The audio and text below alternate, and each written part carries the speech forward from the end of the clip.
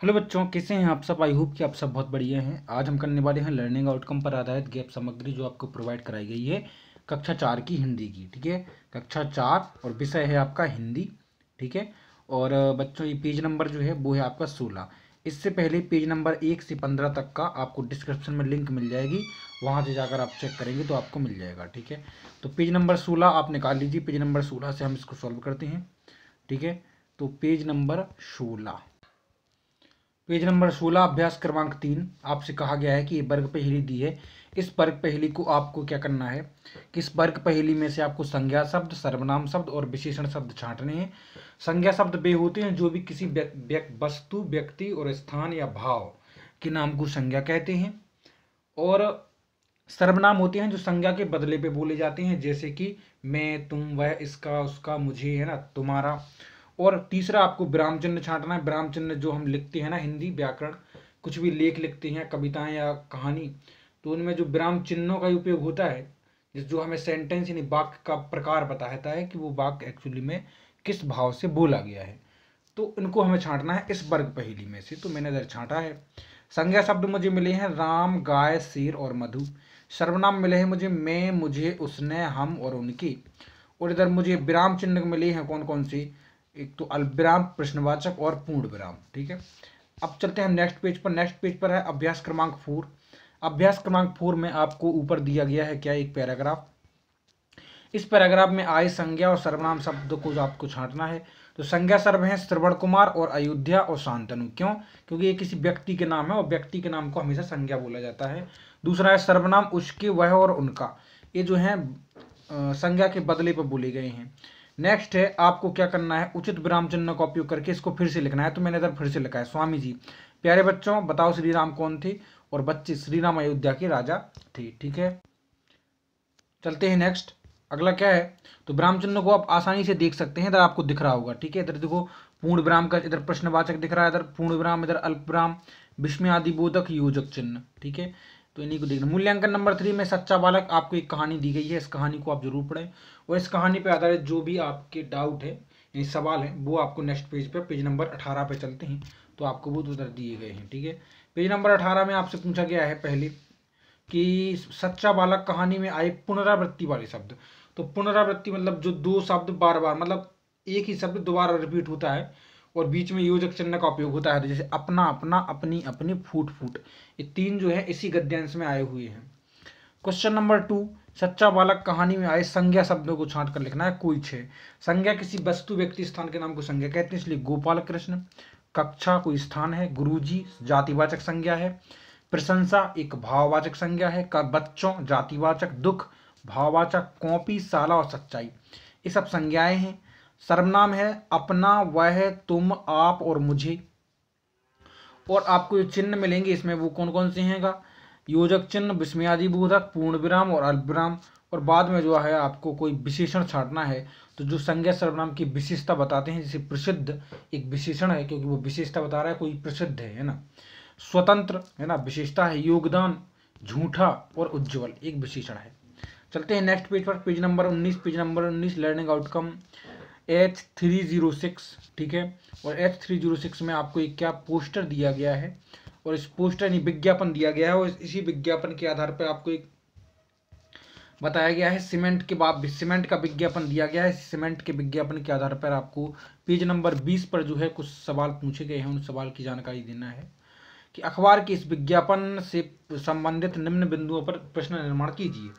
Cement, बिक्री, toll free number और उत्पाद, ये जो 4 शब्द दिए गए हैं, इन्हीं 4 शब्दों पर आपको एक्चुअली में करना क्या है कि सब प्रश्न बनाना है। ठीक है, तो देखो पहला सीमेंट पे बनाना है, विज्ञापन में किस सीमेंट की बात की जा रही है। ठीक है, इस प्रकार से आप बना सकते हैं। दूसरा बिक्री, तो बिक्री पर किस प्रकार बनाएंगे, इस सीमेंट की बिक्री कितनी होती है। थंडर सीमेंट कंपनी का टोल फ्री नंबर क्या है। और दूसरा है उत्पाद, तो इस सीमेंट का उत्पाद कहाँ होता है। विज्ञापन की उपयोगिता, तो उपयोगिता क्या है पर अपनी राय दीजिए। तो देखो उपयोगिता, उपभोक्ताओं को आकर्षित करना, वस्तु के प्रति विश्वास पैदा करना, नई वस्तुओं की सूचना देना और विशेष छूट की जानकारी देते हुए मांग वृद्धि करना, ये जो है आपकी उपयोगिता है विज्ञापन की। ठीक है, अच्छा विज्ञापन के लाभ क्या क्या है, तो देखो लाभ ये होते हैं कि वस्तु की मांग में वृद्धि हो जाती है। ठीक है, वस्तु प्रभावशाली भी रहती है, वस्तु की उपभोक्ता तक पहुंच बढ़ती है और वस्तु के बारे में जानकारी भी मिलती है कि एक्चुअली वस्तु किसके बारे में है, किस लिए है। क्वेश्चन नंबर 4 है कि विज्ञापन आकर्षक होना चाहिए। इस पंक्ति पर छात्र अपनी आपस में चर्चा करें। तो देखो, सामान्य से कुछ अलग, कुछ विशेष आकर्षण होना विज्ञापन की शर्त ही है। विज्ञापन होना ही चाहिए आकर्षक, ठीक है।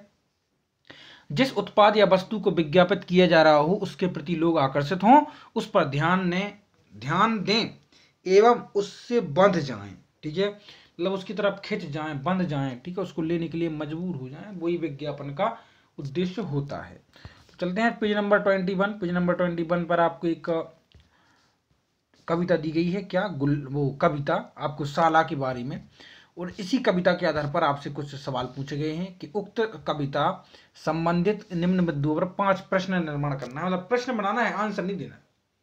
जैसे शीर्षक, तो इस कविता के शीर्षक पर आपको एक प्रश्न बनाना है। तो देखो, इस कविता का शीर्षक क्या है? एक प्रश्न बन गया, साला। आपको अपनी साला कैसी लगती है? बच्चे साला में किसके समान होते हैं? अनुशासन, जीवन में अनुशासन कैसे लाएं? शिक्षक के साथ कैसा व्यवहार करें? ठीक है, अच्छा व्यवहार करें, सम्माननीय। तो इसी कविता के आधार पर ये 5 प्रश्नों का जो है निर्माण मैंने कर दिया। अगला है, साला बच्चों के लिए कितनी उपयोगी है? इस पंक्ति पर अपनी अपनी राय दीजिए। तो देखो, साला में बच्चे ज्ञान प्राप्त करते हैं, पहली लाइन, ठीक है। साला में बच्चे अनुशासन सीखते हैं, ठीक है। नेक्स्ट पेज पर चलते हैं। साला में बच्चे अपना भविष्य निर्धारित करते हैं। साला में हम अपने मित्रों का चयन भी करते हैं, ठीक है, मित्रों का, कि हमें अपने जीवन में कैसे मित्र चाहिए। कविता बच्चों को क्यों अच्छी लगती है? इस पंक्ति पर छात्र अपने अपने विचार अवगत कराएं। तो कविताएं जो हैं हमें बच्चों को अच्छी लगती हैं, क्यों? कविता में रस होता है, ठीक है, अब बुरा वाला रस नहीं, आनंद का रस, ठीक है। कविता लयबद्ध होती है। कविता लघु और दीर्घ नहीं होती, लघु होती है, छोटी होती है। कविता को गाया जा सकता है, इसलिए हमें अच्छी लगती है। कविता पर अभिनय भी किया जा सकता है, ठीक है, तो इसलिए हमें छोटी अच्छी लगती है।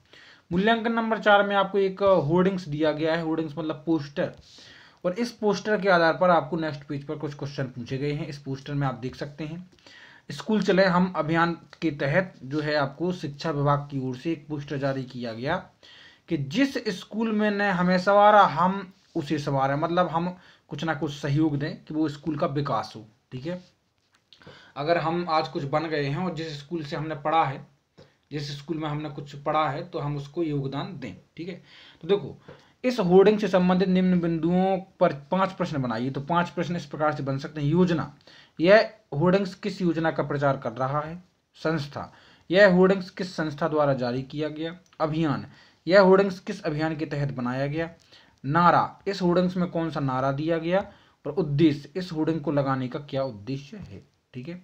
अब है आपका नेक्स्ट, क्या देखो, इस होर्डिंग्स का विज्ञापन बच्चों के लिए कितना उपयोगी है? देखो बच्चों, बच्चे स्कूल जाने को प्रेरित होंगे बच्चे स्कूल जाने को प्रेरित होंगे, ठीक है। इससे बच्चों के स्कूल का विकास भी होगा। उपहार राशि से साला का आधुनिकीकरण भी होगा और बच्चे भी त्याग की भावना का विकास करेंगे यदि ये होर्डिंग सफल हुआ तो, ठीक है, और होर्डिंग बच्चों ने देखा तो। आपस में चर्चा कीजिए और अपने शिक्षक को बताइए कि होर्डिंग्स किस विभाग का है और क्या संदेश दे रहा है। तो यह होर्डिंग्स स्कूल शिक्षा विभाग का है। यह होर्डिंग हमें प्रेरित कर रहा है कि जिस विद्यालय में हम पढ़ चुके हैं हम उस विद्यालय के विकास में अनुदान दें। क्वेश्चन नंबर 4, कविता का प्रस्तुतिकरण कैसा हो? इस पंक्ति पर बच्चे आपस में चर्चा करके शिक्षक को अवगत कराएं। देखो बच्चों, कविता लयबद्ध हो, है ना, कविता सरल शब्दों में हो, कविता का भाव लोगों को प्रेरित करे, इस प्रकार से कविता का प्रस्तुतिकरण हो। कविता में कवि की अनुभूति पैदा होनी चाहिए, कविता की भाषा सहज होनी चाहिए। ये सब पॉइंट जो है कविता में जरूर होने चाहिए, ठीक है। तो हम चलते हैं अब नेक्स्ट पेज पर। तो बच्चों नेक्स्ट पेज क्या है आपका? तो इस नेक्स्ट पेज को जो है आपका लर्निंग आउटकम कौन सा है? 310 और पेज नंबर है आपका 24। इसको हम नेक्स्ट वीडियो में कवर करेंगे। डिस्क्रिप्शन में लिंक है, वहीं से जाके आप देखें। Take care.